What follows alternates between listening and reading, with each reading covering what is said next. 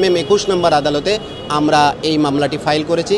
বিজ্ঞ আদালত আমাদের সকল বক্তব্য মনোযোগ সহকারে শুনেছেন এবং তিনি সন্তুষ্ট হয়ে বলেছেন আমরা ন্যায় বিচার করব। আমি আদেশের জন্য রাখলাম। হ্যাঁ হ্যাঁ, এবং এই যে সংকট দেশের তৈরি হয়েছে, দেশের এত মানুষ খুন খারাপি হলো, এই 15-16 বছরে যে বাংলাদেশটা স্বাধীনতায় বিপন্ন হওয়ার পথে গেল, তা মূলত ওই রায়ের কারণে। তা না হলে দেশের এই গণতান্ত্রিক ব্যবস্থাটা ধ্বংস হয়ে যেত না।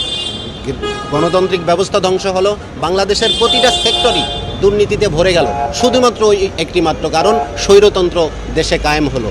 কিন্তু তিনি যদি তিনার ওই সংক্ষিপ্ত রায়টা আরও বিস্তারিত রায়ে রাখতেন, পূর্ণাঙ্গ রায়ে রাখতেন, তাহলে এটা হতো না। এবং সেই সময় দেশের প্রখ্যাত আইনজীবীগণ, যাদেরকে উনি এমিরাস কিউরি নিয়োগ করেছিলেন, ডক্টর কামাল হোসেন সহ এই দেশের সবচেয়ে বড় বড় আইনজীবী, তারা প্রত্যেকেই এই 2 বার তত্ত্বাবধায়ক সরকার রাখার ব্যাপারে মতামত দিয়েছিলেন।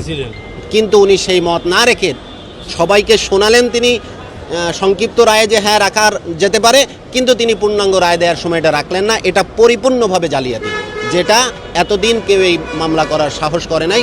আর উনি অবসরে যাওয়ার পরে, একজন মানুষ যখন অবসরে চলে যান তখন ওনার শপথ আর থাকে না, তখন তিনি একজন সিভিল পাবলিক হন এবং তিনার আর যে রায় উনি দিয়ে এসেছেন ওই রায় আর পরিবর্তন করতে পারেন না, কারণ তিনি তো আর তখন বিচারপতি নাই, তিনি তো তখন আর শপথের মানুষ নাই।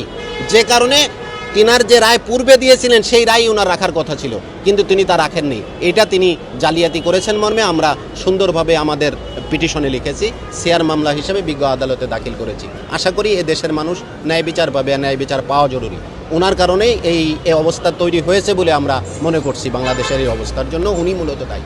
একজনকে আসামি করেছেন, যেহেতু উনি প্রধান বিচারপতি ছিলেন, একজনকে আসামি করেছেন।